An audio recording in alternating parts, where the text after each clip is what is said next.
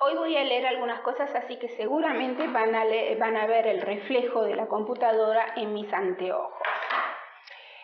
Para poder entender el problema de los extraterrestres y el apocalipsis, porque son ellos los que los van a provocar, es necesario que analicemos la figura de Jesús y el anticristo. Jesús y el anticristo van de la mano. Lo curioso es que nos hablan que va a venir un anticristo. ¿Y por qué no un anti-Buda, un anti-Alá, un anti-Jehová, un anti-Odín, un anti-Thor, un anti-Isis, tantos dioses que han inventado en la antigüedad o aún hoy en día? ¿Por qué entonces confrontarse contra quien no dijo que era Dios? Jesús nunca dijo que era Dios, sino que era el Hijo de Dios verdadero. Nuestros enemigos, los que firmaron el pacto reptiliano, saben que tenemos un espíritu y que nuestro espíritu es el que busca esa unión con el Dios creador. Por eso nos crean falsos dioses, para que nuestra energía, cuando elevamos nuestras oraciones a esos falsos dioses, va a parar a ellos. Entonces, ¿por qué se confrontan con un carpintero pobre que nunca dijo que él era Dios? Que dijo que era hijo de Dios, pero él no. Uno de los graves problemas que nos enfrentamos al analizar el tema de Jesús está referido a la ausencia física de evidencias que puedan acreditar realmente que él existió. Y eso nos dicen todos, no hay evidencias. Sean todas las iglesias, filósofos, todos te dicen no hay evidencia física. Resulta muy curioso que no exista evidencia física que pruebe que existió. Entonces, ¿qué te dicen? Bueno, no hay evidencia física que pruebe que existió, pero tampoco evidencia que pueda probar que no existió. Entonces te dicen, es un problema de fe. ¿Te queda librado el problema creer o no creer? Ese es tu problema. Debemos recordar que en esa época no tenían la costumbre, como hay ahora en la actualidad, de asentar los nacimientos en un registro. No había un documento nacional de identidad, no había una partida de nacimiento. Por lo tanto, no podemos probar el nacimiento de Jesús. Pero tampoco podemos probar el nacimiento de ninguna persona que haya existido en esa época. ¿Por qué no podemos acreditar fehacientemente su nacimiento? Del único modo que podemos probar la existencia de una persona de esa época es a través de referencias.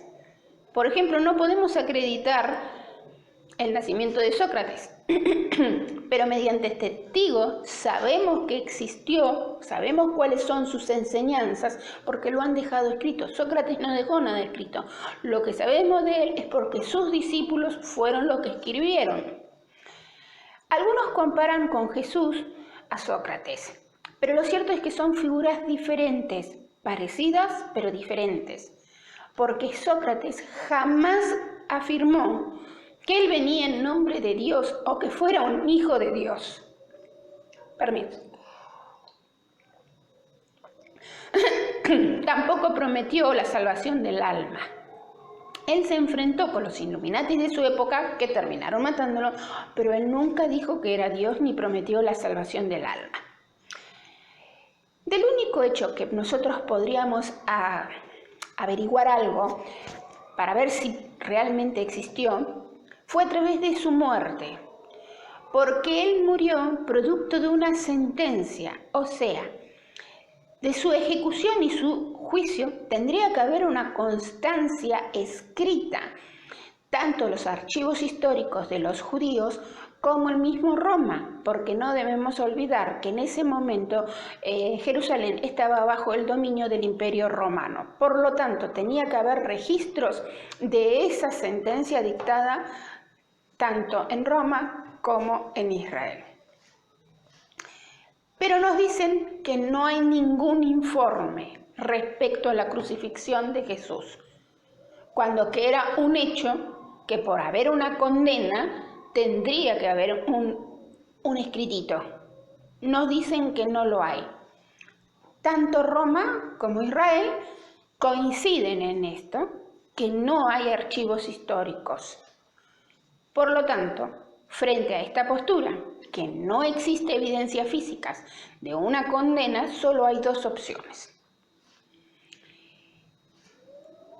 No existieron jamás esos informes porque nunca hubo una crucifixión, porque nunca hubo un Jesús. O existieron esos informes y alguien los hizo desaparecer. Si hacemos un poco de historia, vamos a recordar que quienes pidieron la muerte de Jesús eran los sacerdotes judíos. Esos sacerdotes eran los extraterrestres Homo capensis. Por eso usaban esos gorritos altos para tapar ese cráneo que tienen alargado. O sea, los Homo capensis eran quienes sabían quién supuestamente era Jesús y pidieron su muerte. Cuando se formó la Iglesia Católica, que se inició porque los apóstoles se dieron cuenta de que ellos ya estaban por morir y entonces todo lo que habían aprendido del maestro a su lado podían perderse, entonces no querían que se perdiera ese conocimiento y se agruparon y empezaron a decir, bueno, esto dijo el maestro.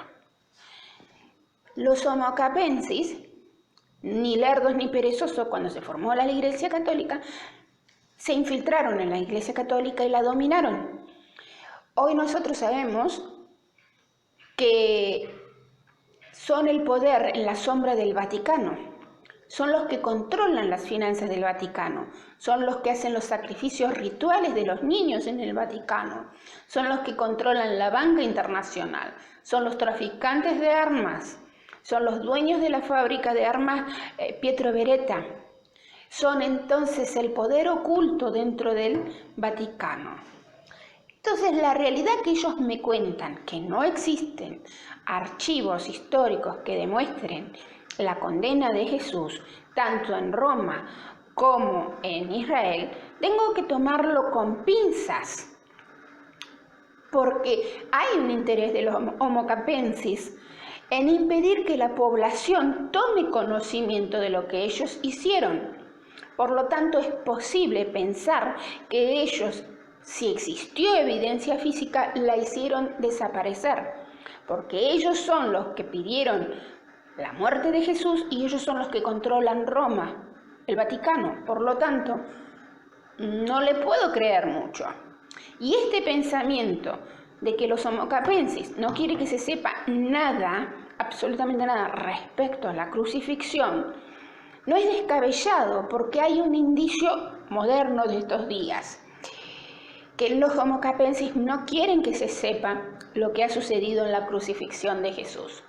Cuando Mel Gibson filmó la película La Pasión de Cristo, tanto los Homo capensis como los grises que están dominando Hollywood no quería que se filmaran e iniciaron una campaña mundial de descrédito contra Mel Gibson y lo acusaron de antisemita.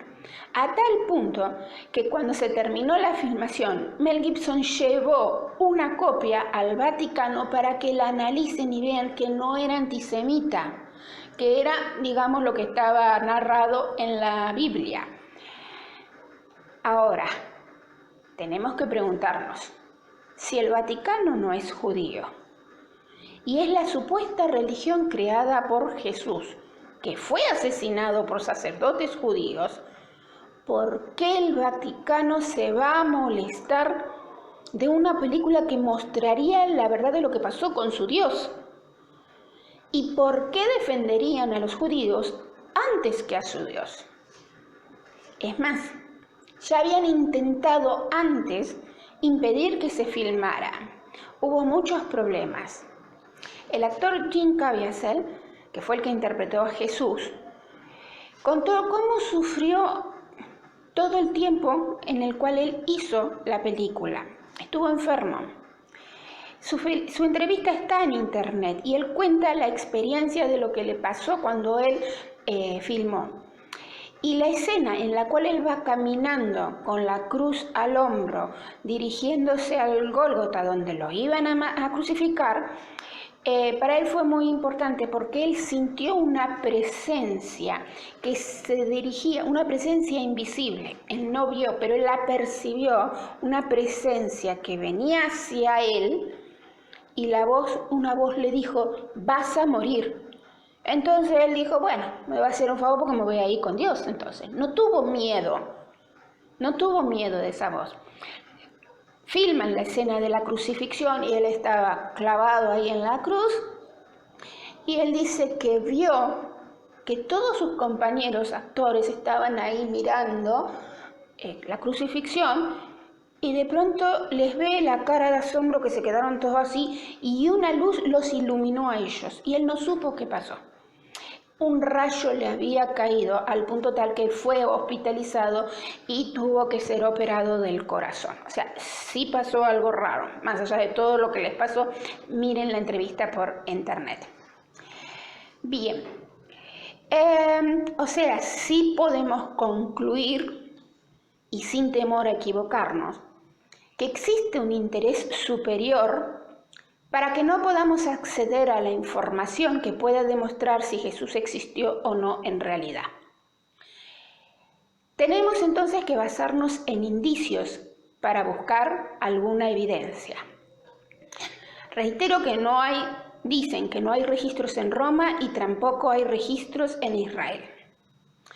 Cuando el prefecto romano, Poncio Pilato, tendría que haber informado al emperador porque había un peligro de sublevación en su provincia, pero no hay. Bien, debemos entonces tomar todo lo que viene de información del Vaticano con desconfianza. Hay una carta del gobernador de Judea, Publio Lentulio, al César, que se halla en la casa de Cesarini en Roma, en la biblioteca de los lazaristas, que dice: oh César, hay por aquí un hombre que practica grandes virtudes y se llama Jesucristo, a quien las gentes tienen por un gran profeta y sus discípulos dicen que es hijo de Jesús.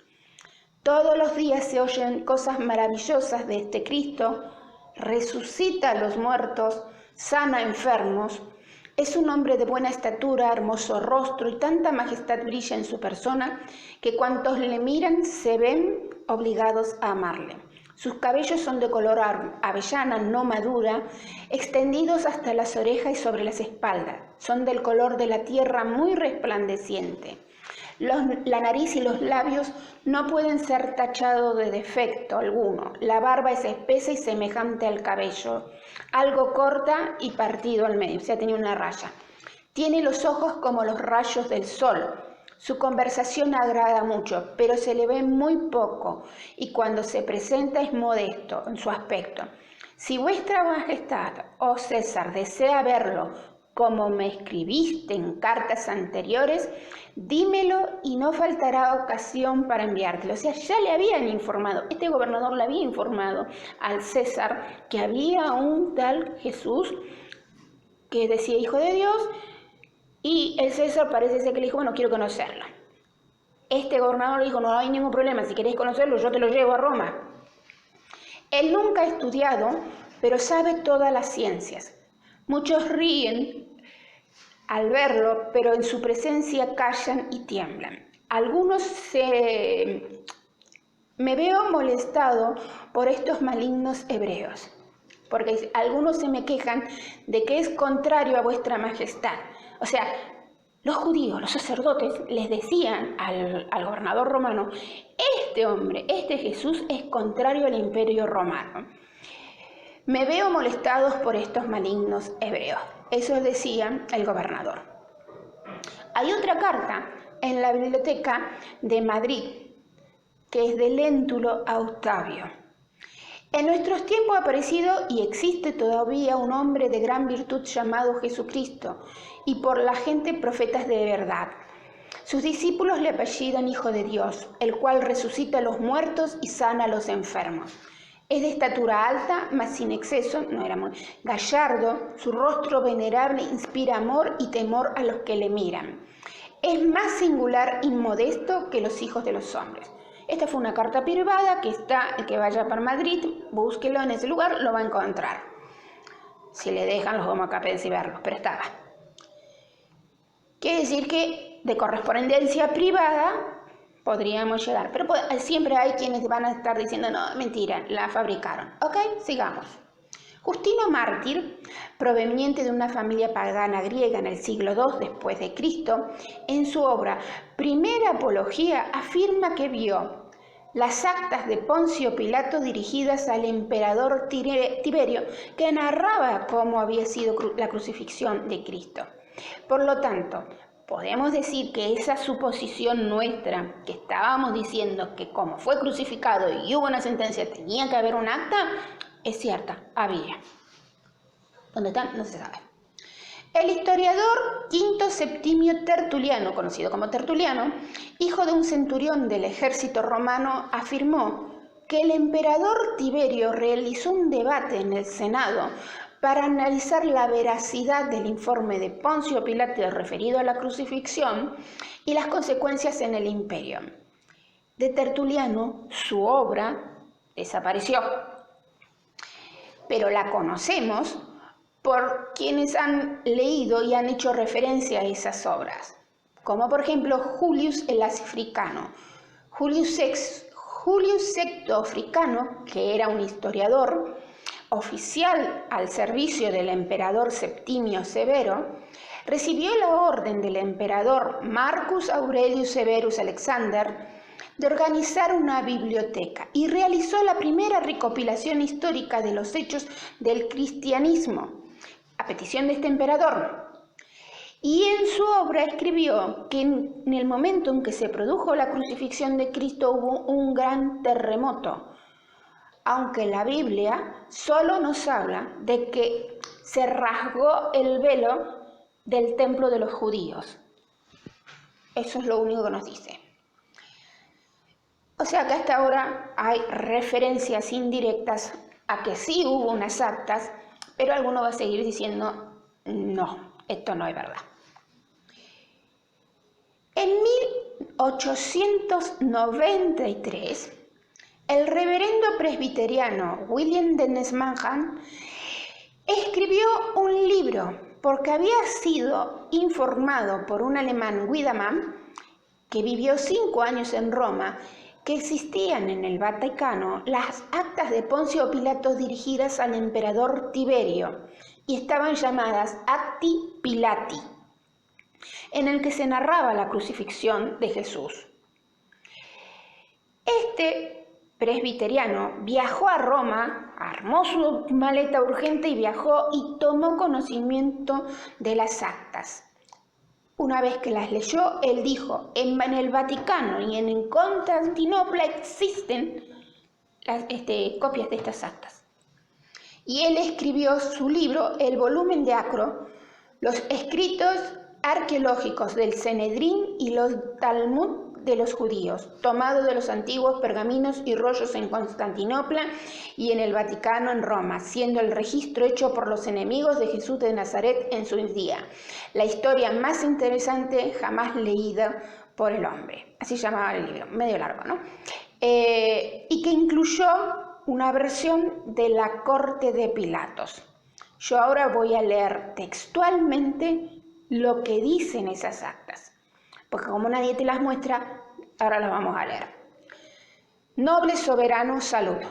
Los eventos de estos últimos días en mi provincia han sido de un carácter tal que yo daré los testimonios completos según ocurrieron, porque no estaré sorprendido si andando el tiempo cambia el destino de nuestra nación, pues parece que desde hace poco todos los dioses han cesado de sernos propicios.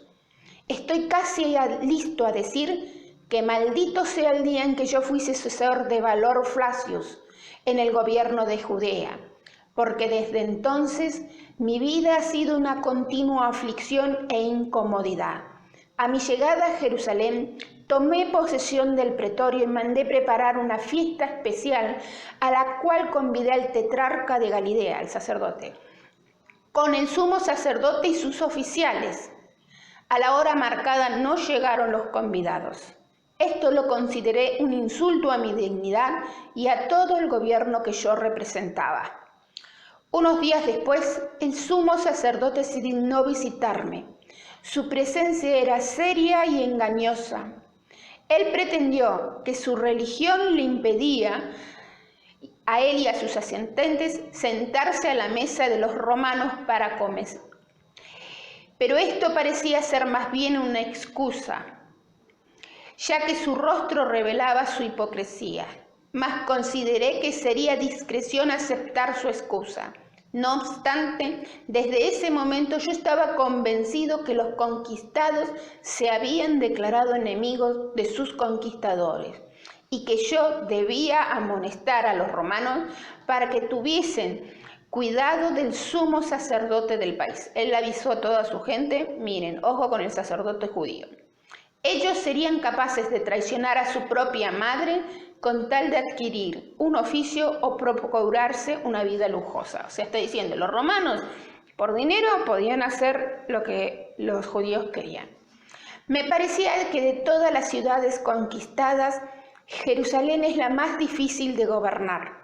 Tan turbulento era el pueblo que yo vivía con el temor de una insurrección momentánea, ya que no tenía soldados suficientes para evitarlo. Yo solo tenía un centurión sobre 100 hombres a mi mando. Le pedí refuerzo al prefecto de Siria, la cual me informó que apenas él tenía suficientes tropas para defender su propia provincia.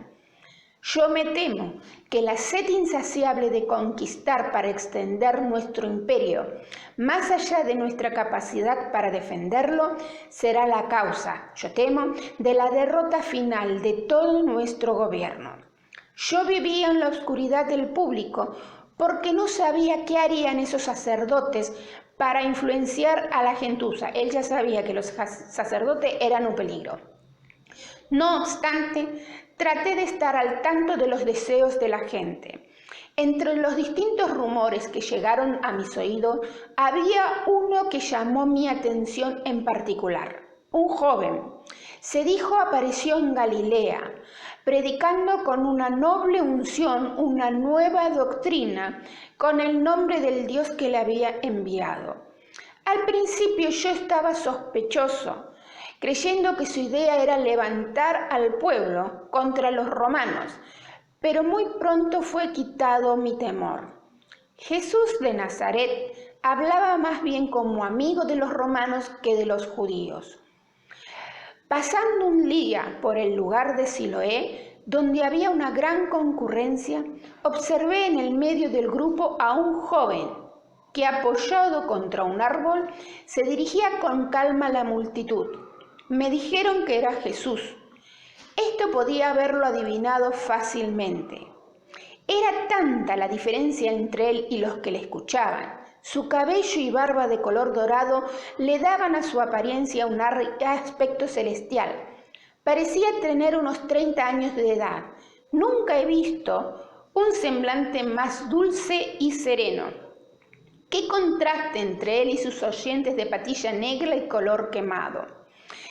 No queriendo interrumpirle con mi presencia, continué con mi paseo, pero hice señas a mi secretario para que se juntara el grupo y escuchase. El nombre de mi secretario era Manlius. Él está identificando, dando testimonio de qué es lo que él hizo. Sí vio un tal Jesús y además tomó las precauciones como prefecto. Bueno, vaya usted e investiga a ver qué está haciendo este hombre. Manlius era el nieto del jefe de la conspiración que acabó en Etruria, esperando por Catalín. Manlius era un antiguo residente de Judea y era digno de mi confianza.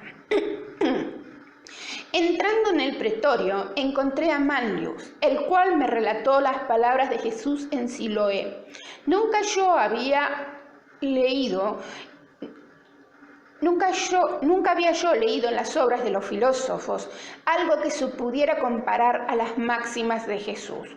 Uno de los judíos rebeldes, que eran tan numerosos en Jerusalén, le preguntó si era lícito pagar tributo a César.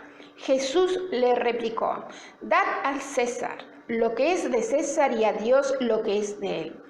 Era por la sabiduría de sus dichos que yo concedí tanta libertad al Nazareno. En primer lugar, estaba en mi poder arrestarle y deportarle a Pontus, pero esto sería contrario a la justicia que caracteriza al gobierno romano en todos sus tratos con los hombres. Ese hombre no era rebelde, no era promotor de sediciones, por lo que yo le di mi protección sin que él le supiera. O sea, en carácter de autoridad del gobierno que estaba dominando Israel, Poncio Pilato había tomado conocimiento de la existencia de Jesús y ¿qué hizo? No nos molesta, siga hablando tranquilamente, y le dio su protección. Él tenía tanta libertad para hablar, accionar, reunir y dirigirse al pueblo y para escoger discípulos sin impedimento de algún mandato del pretorio. Si sucediera que la religión de nuestros antepasados fue usurpada por la religión de Jesús, Roma le deberá la primera reverencia, mientras que yo, un miserable, habré sido el instrumento de lo que los judíos llaman providencia y nosotros destino. Esta libertad dada a Jesús provocaba a los judíos, acá empieza el problema, los judíos no lo querían, pero ¿quiénes? No a los pobres, sino a los ricos y poderosos. Es verdad que Jesús era severo con los últimos, y esta era una razón política, según mi opinión. A los escribas y fariseos les decía: generación de víboras, sois semejantes a sepulcros blanqueados, que de fuera se muestran muy hermosos, mas de dentro están llenos de huesos muertos.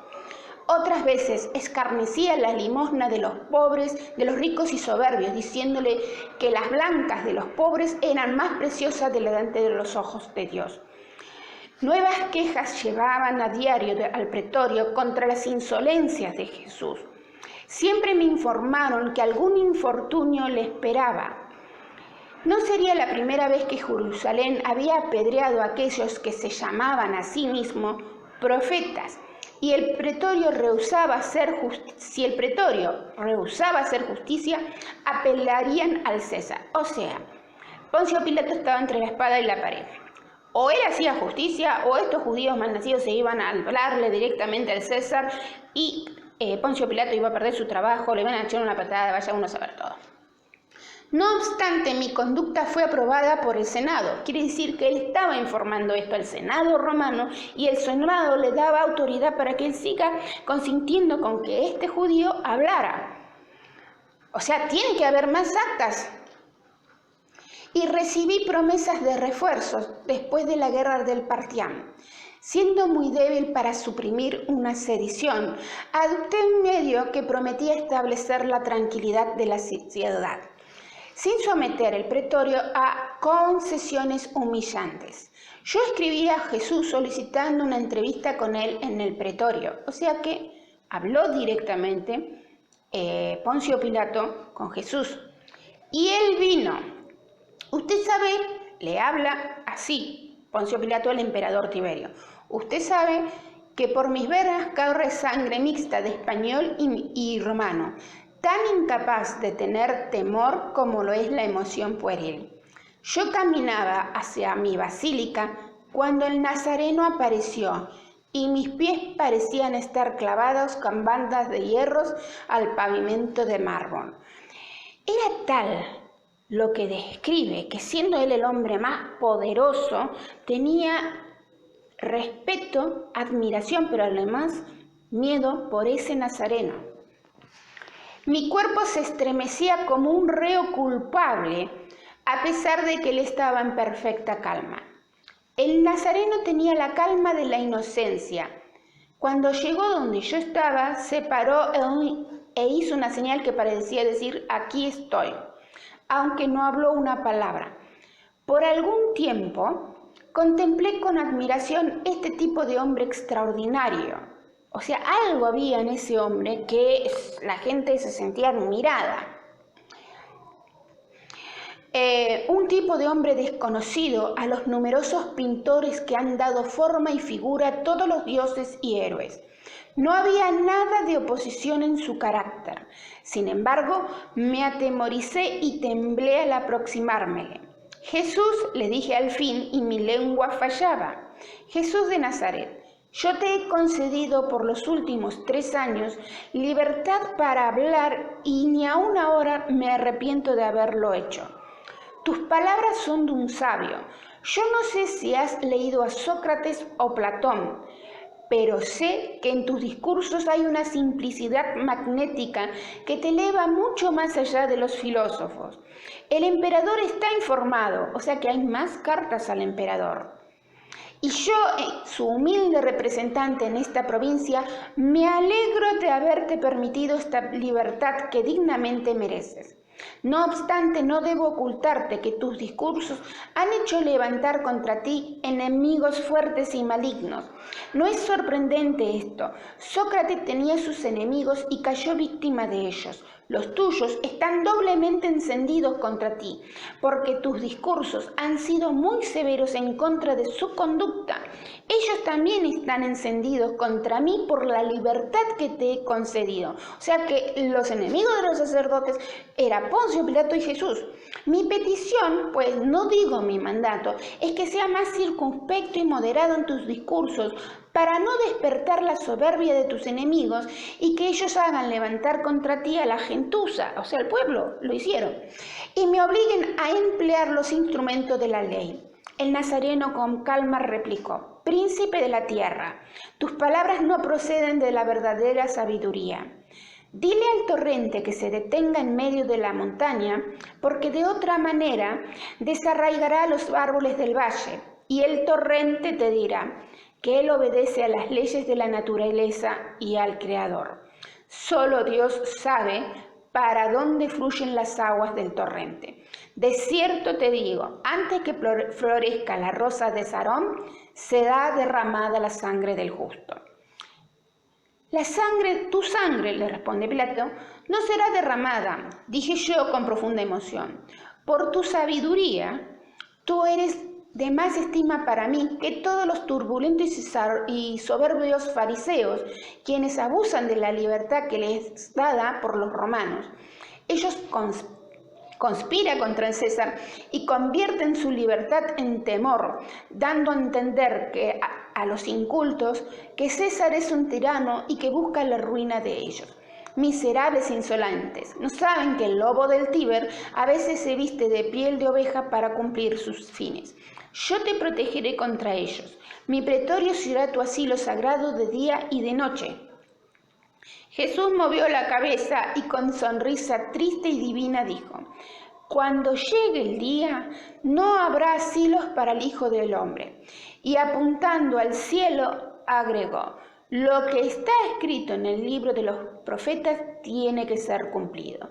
Joven, dije nuevamente, me obligas a convertir mi petición en una orden. La seguridad de la provincia que ha sido confiada a mi cargo así lo requiere. Tú debes observar mis órdenes. Conoce las consecuencias. Que tenga felicidad. Adiós. Príncipe de la tierra, replicó Jesús, las persecuciones no proceden de ti. Yo las espero de otros y las enfrentaré en obediencia a mi Padre, quien me ha enseñado el camino. Refrena pues tu prudencia mundanal. No está en tu poder arrestar a la víctima al pie del tabernáculo de expiación. Diciendo esto, desapareció como una sombra resplandeciente detrás de las cortinas de la basílica. O sea, mucho antes de que él fuera advertido de que estaba habiendo una conspiración, Jesús ya sabía que incluso iba a ser asesinado en una cruz. Dice Pilato: tuve un gran alivio porque me sentía como si tuviera un peso muy grande encima del cual no podía deshacerme en su presencia. Entonces los enemigos de Jesús se dirigieron a Herodes, el cual reinaba en Galilea, para obrar su venganza contra el Nazareno. Si Herodes hubiera consultado a sus propias inclinaciones, él hubiera ordenado inmediatamente la muerte de Jesús. Pero, aunque era muy orgulloso de su dignidad real, él temía cometer un acto que pudiera disminuir su influencia en el Senado. O como yo, tenía miedo del mismo Jesús. Pero no podía ser que un oficial romano fuese atemorizado por un judío. Previamente, Herodes me había visitado en el pretorio y, levantándose para despedirse después de una conversación insignificante, me preguntó cuál sería mi opinión sobre el Nazareno. Yo le dije que Jesús me parecía ser uno de esos grandes filósofos que a veces producen las grandes naciones, que en su doctrina en ninguna manera era sacrílega y que la intervención de Roma era dejarle la libertad de hablar, justificada por sus acciones. O sea, Roma no tenía ningún impedimento con Jesús. Déjenlo y hagan lo que quieran. Herodes se sonrió maliciosamente y, saludándome con un respeto irónico, partió. Se aproximaba la gran fiesta de los judíos y la intención de ellos era aprovechar el alboroto de la plebe, porque ésta siempre se manifestaba en las solemnidades de Pascua. La ciudad rebosaba de una plebe tumultuosa que clamaba por la muerte del Nazareno. Mis amigos me informaron que el tesoro había sido usado para sobornar al pueblo. O sea, el tesoro que tenían los sacerdotes judíos, usaron eso para pagarle a la gente para que haga todo este tumulto. Y eso lo vemos que es una práctica común, usada cuando a los punteros políticos y a los piqueteros le dan el dinero para que vayan y hagan esos líos. Esos sacerdotes estaban usando el dinero para eso. El peligro estaba aproximándose. Un centurión romano fue insultado. Yo escribí al prefecto de Siria por 100 soldados de infantería y otros tantos de caballería, pero él declinó mi petición. O sea, es la segunda vez que pide refuerzo y no tiene cómo defender su provincia. Yo me vi solo con un puñado de veteranos en medio de una sociedad rebelde y muy débil para frenar un desorden, así que no me quedaba otra alternativa que soportarlo. Echaron mano a Jesús y la sedición, que nada temía del pretorio, creyendo lo que el líder de ellos les había dicho, que yo guiñaba el ojo a esa sedición, continuaron vociferando: crucifíquenlo. O sea, los sacerdotes pagaban para que se levante la gente, a los punteros políticos de esa época, agitaban y a su vez decían: no, porque Poncio Pilato no va a hacer nada, está perfecto que nos levantemos, y el pueblo se levantaba. 3 poderosos partidos se juntaron en combinación con Jesús. Esto no nos dijeron nunca. Esto lo estamos leyendo ahora. Primeramente los herodianos y saduceos, cuya conducta sediciosa parecía haber procedido de un doble motivo.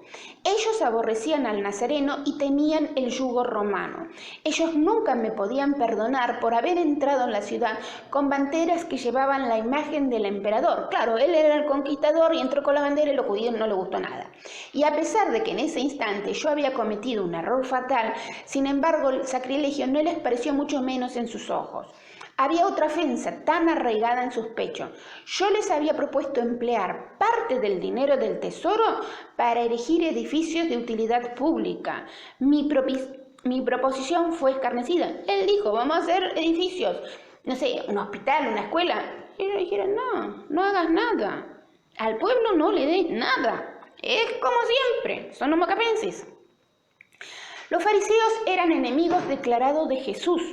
A ellos no les importaba el gobierno. Ellos soportaban con amargura las reprensiones severas que durante 3 años el Nazareno les había lanzado donde quiera que iba.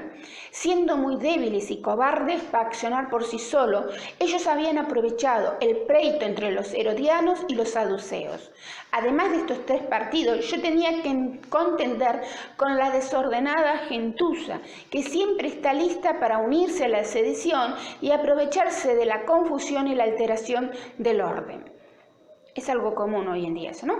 Ya lo vamos a ver después. Jesús fue arrastrado delante de Caifás, el supremo sacerdote, justamente Caifás, sacerdote judío, homo capensi. El sumo sacerdote, el cual se hizo un acto de aparente sumisión, envió el preso a mí para que yo pronunciara su sentencia. y procurara su ejecución. Yo le contesté que como Jesús era Galileo, el asunto estaba bajo la jurisdicción de Herodes. Herodes era el judío, el rey judío, y ordené que les mandaran para allá. El astuto tetrarca, o sea, Herodes, con un pretexto de humildad, protestó su deferencia al teniente que fue de parte de César y acometió en mis manos la suerte del hombre. Muy pronto el palacio había adquirido el aspecto de una ciudad asediada. Cada momento se aumentaba el número de sublevación.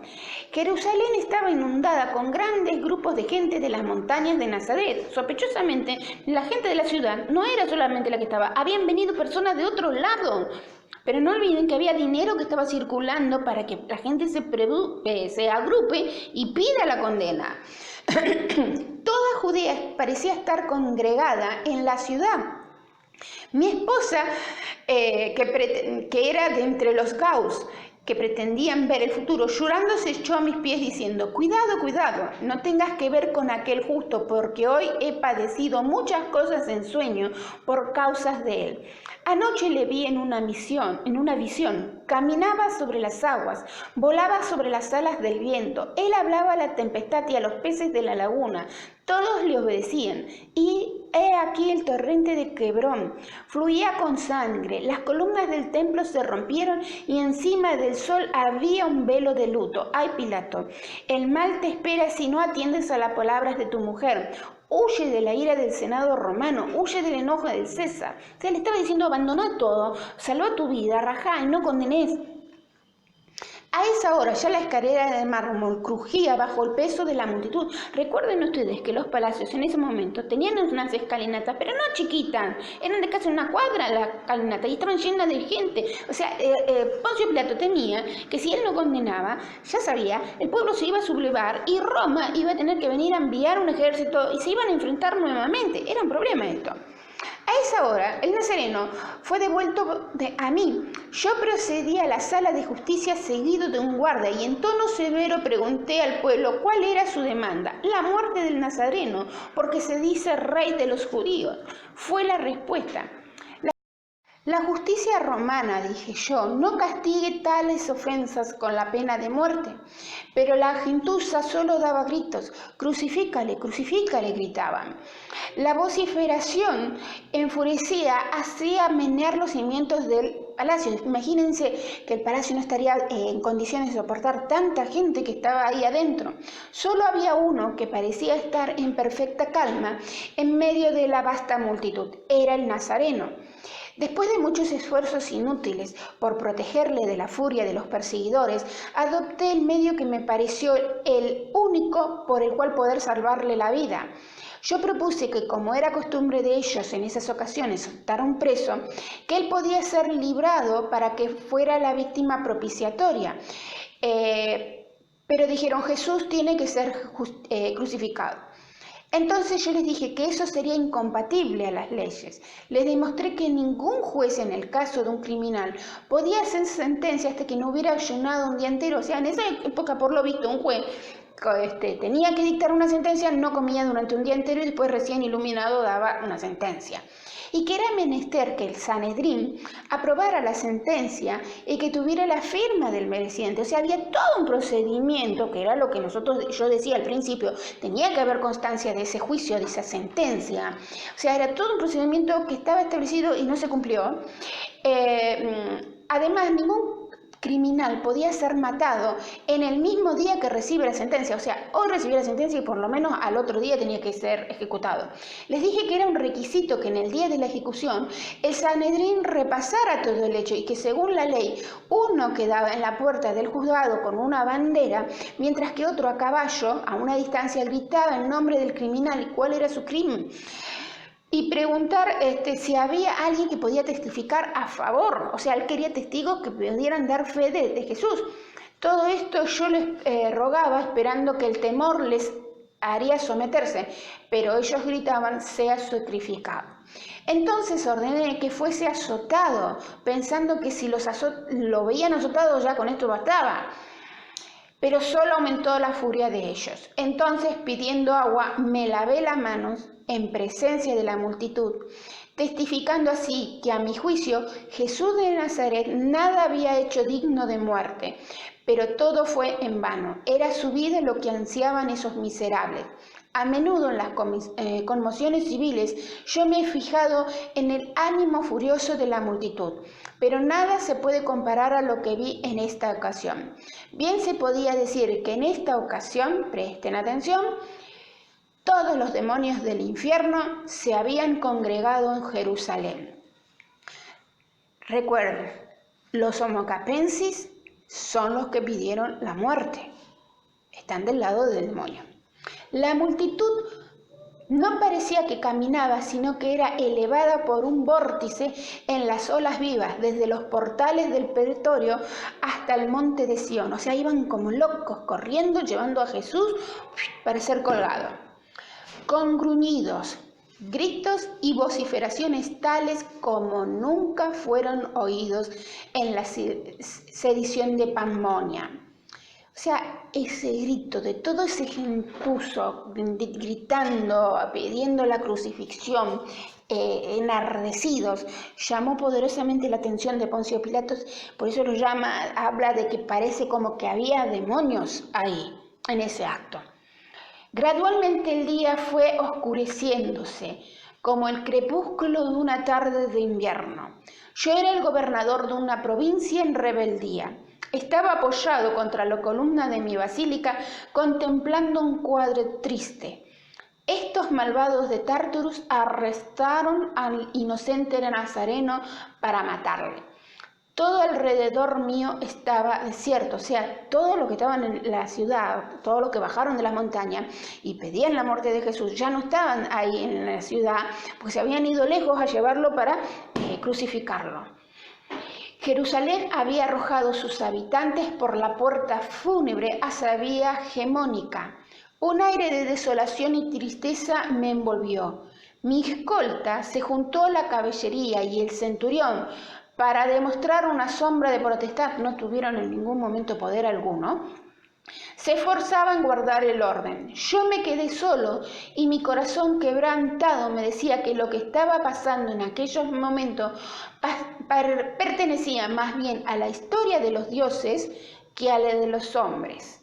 Se oyó un alto clamor desde el Gólgota que, llevado por el viento, anunciaba una agonía tal como nunca. O sea, hubo algo, un grito que él, lejos de donde estaba de la crucifixión, escuchó ese grito y sabía que era un grito agonizante y nunca antes lo había escuchado. A primeras horas de la tarde yo me puse el manto y fui a la ciudad hacia la puerta del Gólgota. Fue hacia donde terminaba, digamos, la ciudad, pero no se fue hacia el lado de la crucifixión. El sacrificio ya estaba consumado.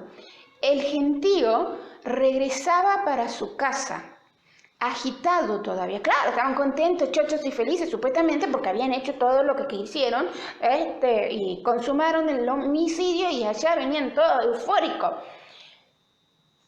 Pero sombrío.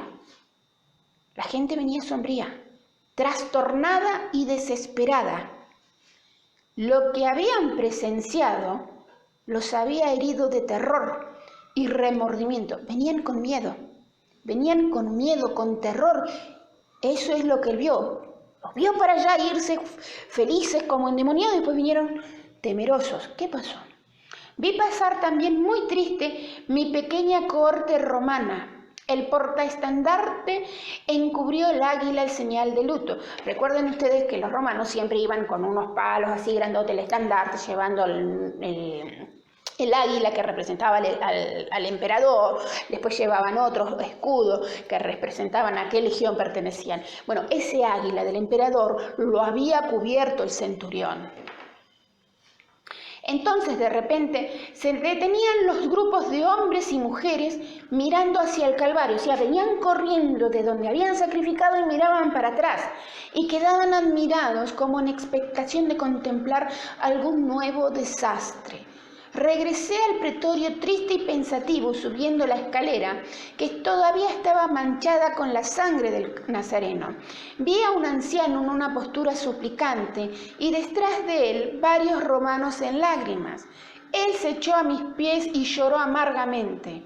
Es doloroso ver a un anciano llorando, y como mi corazón estaba ya cargado de dolor, nosotros, aunque extranjeros, lloramos juntos. Y en verdad las lágrimas estaban muy cerca en algunos que yo distinguía entre la vasta multitud. Mucha gente que venía de haber pedido la crucifixión, de haber visto, venía llorando. ¿Por qué? Nunca yo había visto tal división de sentimientos en ambos extremos. Aquellos que le entregaron y le vendieron, aquellos que testificaron en contra, aquellos que exclamaron, crucifícale, su sangre sea sobre nosotros. Todos se fueron como cobardes, o sea, vinieron de allá con algo que pasó, el novio que, y se lavaban los dientes con vinagre. Porque dices, todos se fueron como cobardes y se lavaron sus dientes con vinagre. Como me han dicho que Jesús enseñaba una resurrección y una separación de la muerte, o sea, ¿se acuerdan cuando yo les expliqué el hombre que es cuerpo y espíritu? ¿No? O sea, el espíritu se separa de la materia. Yo estoy seguro que comenzó en esa vasta multitud. Padre, le dije al anciano después que cobré control del habla. ¿Quién es usted y cuál es su petición? Yo soy José de Arimatea, replicó él, y he venido para pedirle de rodillas el permiso para sepultar a Jesús de Nazaret. Su petición es concedida, le dije, y enseguida mandé a Manlius, su teniente, que llevara consigo unos soldados para supervisar el entierro, con el fin de que no fuese profanado. Unos días después, el sepulcro fue hallado vacío. Sus discípulos publicaron por doquier que Jesús había resucitado de entre los muertos. O sea, no solo lo hablaron. Por lo visto habrán colgado papelitos en algún lado diciendo Jesús resucitó. Esta noticia creó más excitación que la primera. Acerca de su veracidad no puedo decir algo cierto, pero hice algunas investigaciones del asunto de manera que usted puede examinar por sí mismo y ver si yo estoy en culpa. O sea, Jesús decía, yo voy a resucitar, voy a morir y voy a resucitar. Cuando murió, sus apóstoles empezaron a decir por todos lados, no lo dijeron de vos. Por acá dice que ellos publicaron, o sea, publicaron los bandos, escribieron y Jesús resucitó. Y entonces, ahí es cuando Poncio Pilato investiga. ¿Para qué? Para informarle al emperador, porque acá hay un problema político entre Herodes y Poncio Pilato. José enterró a Jesús en su propio sepulcro, y si contemplaba la resurrección de Jesús o fue que pensaba cortar otro para sí, yo no lo sé. Al otro día, después del entierro, un sacerdote, homo capensi, judío, llegó al pretorio diciendo que ellos habían entendido que era la intención de los discípulos hurtar el cadáver de Jesús y escondiéndolo, hacer ver que había resucitado de entre los muertos como él había dicho. O sea, estos sacerdotes judíos, homo capensis extraterrestres, sabían que Jesús iba a resucitar, entonces fueron y le llenaron la cabeza a Poncio Pilato y le dijeron, mira, esto van a robar el cadáver y después van a decir que resucitó, y es una bruta mentira. Yo le envié al capitán de la Guardia Real Malco. Dense en cuenta que acá en esta narración Poncio Pilato está dando los nombres al emperador Tiberio de quiénes fueron los que él envió a hacer cada cosa. Enviándole que tomara soldados judíos. Nada tonto, no dijo vamos a soldados romanos, soldados judíos, y que pusiera alrededor del sepulcro cuantos él creyera necesario. Entonces, si algo sucedía, podían culparse a sí mismos y no a los romanos. O sea, si alguien robaba el cadáver de Jesús, bueno, eran judíos los que estaban ahí, no éramos nosotros los romanos. Pusimos soldados, pero eran soldados judíos. Cuando se levantó la grande conmoción acerca del sepulcro que fue hallado vacío, yo me sentí con una solicitud más profunda que nunca. Él tenía ese sentimiento que dijo, bueno, yo voy a investigar más que nunca, a ver si es verdad. Envié llamar a Malco, quien me dijo que él había puesto a su teniente Ben-Hisham con varios soldados alrededor del sepulcro. Él dijo que Hisham era judío y sus soldados estaban muy alarmados por los sucesos ocurridos. Entonces mandé a llamar a este hombre, Hisham, quien me relató tanto como pudo recordar las circunstancias que siguen. Él dijo que al comienzo de la vela, será el momento en que empezará a oscurecer, ellos vieron una luz suave y hermosa venir sobre el sepulcro. Él pensó primero que eran las mujeres que habían venido a embalsamar el cuerpo de Jesús, como era su costumbre. Pero él no podía entender cómo podían haber pasado las guardias. O sea, no solamente estaban custodiando el sepulcro ahí, sino la entrada, a lo que sería el cementerio, los lugares aledaños. Mientras que reflexionaba sobre esto, cómo hicieron esas mujeres para entrar, he aquí todo el lugar fue alumbrado y parecía haber una multitud de muertos en sus hábitos sepulcrales. O sea, vieron gente de blanco, por eso hace toda esa cosa, que estaban ahí. Todos parecían estar exclamando de alegría, mientras que todo en derredor parecía haber una música más dulce que jamás él había oído. Acá pareciera ser, no se anima a decir ángeles, porque creo que en esa época no existía el término ángeles, pero es como que si estuviera describiendo que habían ángeles vestidos de blanco y había música que nunca habían escuchado, muy suave, muy dulce. Y el lugar parecía estar lleno de voces alabando a Dios. O sea, todas esas personas con vestido blanco alababan a Dios y había música, algo que nunca había escuchado esa música. En ese momento la tierra pareció estar meciéndose y estremeciéndose, de manera tal que se sintió enfermo y con fatiga y no pudo mantenerse en pie. Dijo que le parecía que la tierra se había ido debajo de él y perdió el conocimiento, de manera que no sabe qué ocurrió después. Yo le pregunté en qué posición se encontraba cuando volvió en sí y me dijo que estaba postrado en la tierra, boca abajo. Después le pregunté si el mareo no sería el efecto de haberse despertado de repente, como a veces el sentarse de repente, uno cuando te incorporas te paras. Él me dijo que no fue así, ya que no se había dormido en el servicio. Él dijo que había permitido a algunos de los soldados dormir por turno y algunos estaban durmiendo en ese momento. Yo le pregunté como cuánto tiempo duró la cena. Me dijo que no sabía, pero pensó que sería como una hora. Entonces le pregunté si fue para el sepulcro después que volvió en sí. Me dijo que no, porque tenía miedo, que tan pronto llegó el relevo todos fueron a sus estancias. Le pregunté si había sido interrogado por los sacerdotes judíos.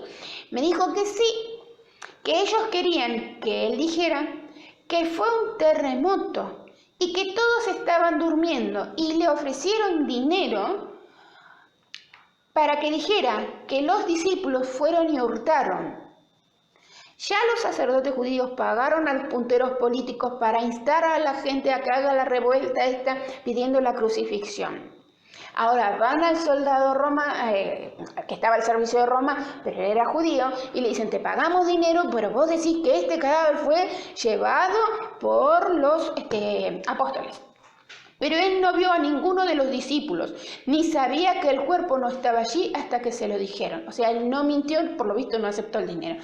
Yo le pedí la opinión particular de los sacerdotes con quienes él había conversado. ¿Quiénes eran? ¿Cómo eran? Él dijo que algunos creían que Jesús no era un hombre, que no era un ser humano. Eso le dijeron los sacerdotes a Hisham, soldado judío al servicio de Roma, que no era hijo de María, que no era el mismo de quien se dijo que nació en Belén, y que esta misma persona había estado en la tierra antes con Abraham y Lot y en muchas otras ocasiones y lugares. Paréceme que si la teoría de los judíos es verdad, estas conclusiones serían correctas, porque de acuerdo con la vida de este hombre, como yo estoy enterado y según testifican sus amigos y enemigos, porque los elementos en sus manos no eran más que el barro en las manos del alfarero, él podía convertir el agua en vino, podía cambiar la muerte en vida, la enfermedad en salud, calmar la mar, la tempestad, llamar a un pez con una moneda de plata en su boca. Nunca habíamos visto esto en la Biblia, ni en ningún lado. Nadie nos dijo que él podía hablarle a los peces con una moneda en la boca. Y ahora digo que si él podía hacer todas estas cosas que hacía y mucho más, como testifican los judíos, y que fueron estas cosas las que crearon la enemistad con los judíos, él no fue acusado de una ofensa criminal, ni tampoco fue acusado de violar la ley, ni por haber hecho mal a ninguna persona individual. Yo estoy casi preparado para decir, como dijo Manuías, junto a la cruz, verdaderamente Hijo de Dios era este. Ahora, noble soberano, estos son los hechos tan exactos de este caso como yo lo puedo dar. Y yo he tomado empeño en hacer esta declaración muy completa con el fin de que usted juzgue de mi conducta en general, porque he oído que Antipas ha hablado muchas cosas duras de mí debido a este asunto. Prometiendo fidelidad y deseando mucho bien a mi noble soberano, yo soy su muy obediente siervo Poncio Pilato. Esto es la carta que dicen que no existen, pero que el último que vio las Acti Pilatis fue este reverendo y en el año 1893. ¿Cuál fue la misión de Jesús? Bueno, primero vino para decir que todos los dioses eran falsos, salvo el Padre de él, que era el verdadero Dios único y creador. Él vino para prohibió la matanza de animales y sacrificios de seres humanos a los dioses. Ningún Dios necesita eso. El Dios verdadero no lo necesita. Vino para enseñarnos que nuestro mejor escudo es el amor. Por eso dijo, ámense los unos a los otros. Y vino para mostrarnos algo, que su reino no es de este reino, o sea, que de este mundo. Que él dijo, mi reino no es de este mundo. ¿Qué estaba enseñando? Pero tengan en cuenta que la capacidad intelectual en ese momento no era la nuestra, tampoco la nuestra era la que tendría que ser. Entonces, él hablaba todo con metáforas. Él le dijo, mi reino no es de este mundo. Y como él estaba diciendo, usted tiene una parte material, que es lo que expliqué cuando hablamos del ser humano, y una parte espiritual. El espíritu no muere, mi reino no es de este mundo material, de tercera dimensión, no es de tercera dimensión mi reino. Mi reino es del reino espiritual, de donde está el espíritu, pero él tenía que probar. Y para eso era necesario que él muriera a la vista de todos, y que después a la vista de todos resucitara y vieran que es verdad, que hay otra vida después de la muerte. Por eso es que la resurrección se hace casualmente delante de los soldados judíos al servicio del ejército romano. Y por eso es que los Homo capensis, que conocían que él era espíritu y conocían que él iba a resucitar, intentaron por todos los medios de que esta verdad no se supiera. Por eso. La gran conspiración es para ocultar que Jesús existió y es el Hijo de Dios, porque este es el modo que ellos pueden tomar las almas de los humanos y aquellos que también de otros humanos que han sido creados en otro planeta. Ojo, cuando Dios creó el mundo, este planeta, creó otros planetas, pero también le creó vida en esos otros planetas. Bien. Por este libro que escribió el reverendo Manhan, él fue sometido a un tribunal eclesiástico y acusado de plagio y falsedad y fue suspendido de su ministerio. Entonces él prometió no volver a publicar el libro. Ahora, lo llamativo de esta condena de la Iglesia Presbiteriana contra este reverendo es que se enojaron por este libro, por lo que él contó en este libro, ¿no? Que en cierta medida apoyaba la existencia de Jesús. Si vos sos alguien que predicas las enseñanzas de Jesús, ¿cómo te vas a enojar de que uno de tus pastores publica algo que dice, yo lo vi, yo lo leí, y vos le decís, no, eso es plagio, no es verdad lo que estás diciendo, y para colmo lo sancionás? Bueno, no debemos olvidar que tal lo que surge del pacto reptiliano que nosotros hemos analizado, las iglesias fueron creadas para poder dominarnos y son manejadas por los extraterrestres, por los grises, por los Homo capensis. También es conocido por todos que cuando alguien dice algo contra los intereses de la élite, son obligados a cerrar la boca o te desinforman creando otra teoría. Por ejemplo, cuando John Nash creó la teoría que demostraba que la teoría del padre de la economía, Adam Smith, estaba equivocado, la Universidad de Chicago, creada justamente por Rockefeller, pagó al ingeniero George Lucas y a Milton Friedman para que dictaran unas teorías que fueran contrarias a las que había dado John Nash. Hoy en día hay más de 5.000 personas asesinadas o muertas en circunstancias misteriosas que están relacionadas con todo lo que es descubrir esta verdad, esta trama oculta. Por lo tanto, yo te pregunto, ¿vos crees que este pastor pudo haber sido presionado para cambiar su versión? William Cooper, ufólogo norteamericano, fue el primero en hablar sobre la trama oculta del nuevo orden mundial. Fue asesinado frente a su casa. Ashad Sharif, experto en informática y armas especiales, fue suicidado. Bimal Dahibat fue suicidado. Mark Wishner fue ahorcado. Stuart Gooding, asesinado en un accidente de tránsito. David Greenhalgh, suicidado. Shani Warren, ahogada. El científico Michael Baker, accidentado automovilístico. Phil Schneider, ex agente de la CIA, geólogo y ufólogo, fue estrangulado. Ron Rummel, ex agente de la CIA, fue suicidado. Carla Turner, muerta por cáncer, y todos sabemos que el cáncer ellos lo provocan para matar. Por ejemplo, lo que decía el presidente Chávez, que a él le pusieron el cáncer en un café. Tupac, rapero norteamericano, asesinado a balazos. Stanley Kubrick, cineasta, mostró cómo es una ceremonia Illuminati, el sacrificio humano, fue asesinado. Princesa Diana de Gales empezó a hablar sobre lo que sabía de la corona británica, asesinada por Rothschild. Desde el año 1959, hay más de 5.000 personas, entre científicos, testigos, periodistas, ex agentes de la CIA, ex agentes de las MI5, ufólogos, psicólogos, sociólogos, investigadores que fueron asesinados por dar a conocer la verdad de ciertos hechos que van contra los intereses Illuminatis. Sin contar todos los que han sido asesinados a lo largo de la historia de toda la humanidad. Como nos han mentido durante toda la existencia del ser humano, ¿cómo ejercen el control de la población? Te hago una pregunta. De haber existido Jesús, ¿lo habrían asesinado? Si Jesús era el Hijo de Dios, ¿sería posible que te engañen para que creas que no lo era? ¿Sería posible que te inventen argumentos para que creas que Jesús no era el Hijo de Dios? ¿Para que creas que nunca hizo un milagro? En el próximo video te probaré sobre el anticristo y los extraterrestres. Ahora, la información está en tu conocimiento, en la soledad de la noche. Cuando estés en ese lugar donde no tiene influencia ni el abrazo de la madre, ni el cariño de la persona amada, en la soledad de tu conciencia, debes analizar los hechos que hoy han sido puestos en tu conocimiento y llegar a la conclusión. Porque todavía piensas y es tiempo de hacerlo.